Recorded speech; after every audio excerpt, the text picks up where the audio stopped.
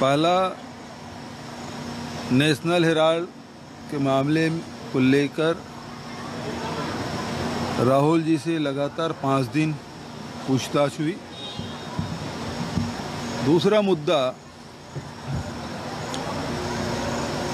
अग्निपथ, और इसमें पूरे देश भर में नौजवानों में आक्रोश फैला। पूरे सप्ताह ये 2 मुद्दे के इर्द गिर्द घूमता रहा। मुख्य रूप से बात यही है कि राहुल जी की आवाज़ दबाने के लिए ये कृत्य किया गया। जब कोई मनी ही नहीं है तो लॉन्ड्रिंग नहीं हुई, और लॉन्ड्रिंग नहीं हुई तो ईडी का कोई काम नहीं, कोई एफआईआर हुआ नहीं है।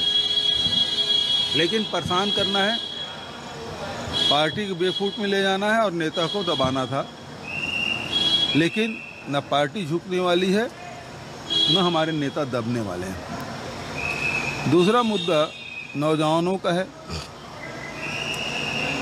आज ये अग्निपथ, अग्निवीर, फिर अग्निवीर के बाद फिर रेलवे वीर के बाद शिक्षा वीर, फिर उसके बाद चिकित्सा वीर, ये इसी प्रकार के ठेके में सब कुछ लाना चाहते हैं। ये इसका विरोध नौजवान जो वर्षों से मेहनत कर रहे हैं, सुबह से दौड़ रहे हैं, एक्सरसाइज कर रहे हैं, सेना में जाएंगे, देश सेवा करेंगे, सीमा की सुरक्षा करेंगे, लेकिन उनको उनके सपनों को चकनाचूर करते हुए 4 साल के ठेके में रखेंगे, जिसे 6 महीने वो केवल ट्रेनिंग लेंगे। 6 महीने में तो बराबर मार्च पास्ट और वर्दी पहनना, सेना में तो और कड़ाई से प्रोटोकॉल पालन होता है, इनको सीखने में उतना समय निकल जाता है। और उसके बाद 3.5 साल बाद आप भूतपूर्व हो जाएंगे, रिटायर हो जाएंगे। रिटायर के समय आदमी दादा नाना सब बन जाता है। ये तो रिटायरमेंट के बाद शादी करेंगे और फिर इसके सामने भविष्य कुछ नहीं। इस योजना के माध्यम से देश के सीमाओं के साथ खिलवाड़, फौज के साथ खिलवाड़ और नौजवानों के जीवन के साथ खिलवाड़ किया गया है, जिसका विरोध हम लोग लगातार कर रहे हैं।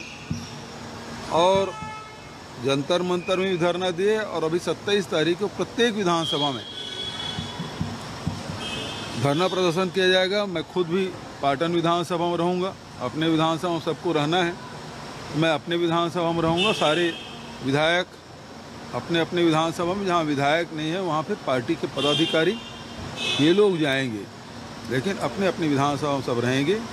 ये देश के सुरक्षा को लेकर, देश के नौजवानों के भविष्य को लेकर खिलवाड़ कांग्रेस पार्टी बर्दाश्त नहीं करेगी। और राहुल जी लगातार जनता से जुड़े हुए मुद्दे, चाहे किसान हो, नौजवान हो, महिला हो, दलित हो, सबके लिए लड़ाई लड़ रहे हैं। और जब जब सरकार गलत फैसला करती है तब तब वो आवाज़ बुलंद करते हैं, चाहे वो नोटबंदी के समय हो, चाहे भूमि अधिग्रहण बिल के मामले में हो, 3 कृषि कानून के मामले में हो, चाहे वो लॉकडाउन की बात हो, चाहे चीन के हमारी सीमा में घुसकर 1000 वर्ग किलोमीटर कब्जा करने के मामले हो, सब मामले में राहुल गांधी लगातार बोल रहे। तो अकेले नेता हैं जो लगातार बोल रहे हैं। इस कारण से राहुल जी की आवाज़ को बंद करना चाहते हैं, जो कभी सफल नहीं होंगे। फिर राहुल जी ने ये भी कहा कि ईडी वालों ने कहा कि आप इतना पेशेंस कहाँ से लाते हैं, 8 से 9 घंटे की पूछताछ भी होगी, कुछ बता नहीं रहे कि आपकी पूछताछ में निकला क्या, ये केवल हरासमेंट है, इसके पीछे कोई और नहीं। भाई, नेहरू जी, सरदार पटेल जी, टंडन जी और रफ़ी अहमद किदवई जी, ये 4 लोग मिलके AGL, associate director general limited, AGL associate general limited की स्थापना करते हैं। और 3 नवजीवन, कौमी एकता और नेशनल हेराल्ड, 3 पेपर निकालते हैं और तीनों पेपर वो निकाले। और उसके बाद आप देखेंगे कि आज अखबार की स्थिति क्या है, इलेक्ट्रॉनिक मीडिया की स्थिति क्या है, कि बहुत लोगों को नौकरी से निकालें, बहुत लोगों की तनख्वाहें कम की केवल लॉकडाउन के चलते। ये पुराना अखबार, इसको चलाना कठिन हो गया था, 90 करोड़ के कर्ज में थे और इसको पुनर्जीवित करने के लिए, उसके कर्ज छूटने के लिए कांग्रेस पार्टी ने लोन दिया। अब कांग्रेस समर्थित विचारधारा है और नेहरू जी 1937 में इसकी स्थापना की। उस पेपर को चलाने के लिए सभी कांग्रेस जनों की भावनाएं थी और उसके चलते उसको लोन दिया गया। 2002 से लेकर 2011 तक के 100 किस्त में 90 करोड़ रुपया, वो भी ऑन पेपर है। अब ये इतने से सवाल हैं कि वो 90 करोड़ रुपया लोन दिया गया, वो भी चेक से दिया गया है, उसमें कितने सवाल हो सकते हैं? 2, 4, 5, 10, 5 दिन तक के 55, 60 घंटे तक की पूछताछ। तो ये तो पूछेंगे ना, पेशेंस कहाँ से आता है? हमें पेशेंस बहुत है।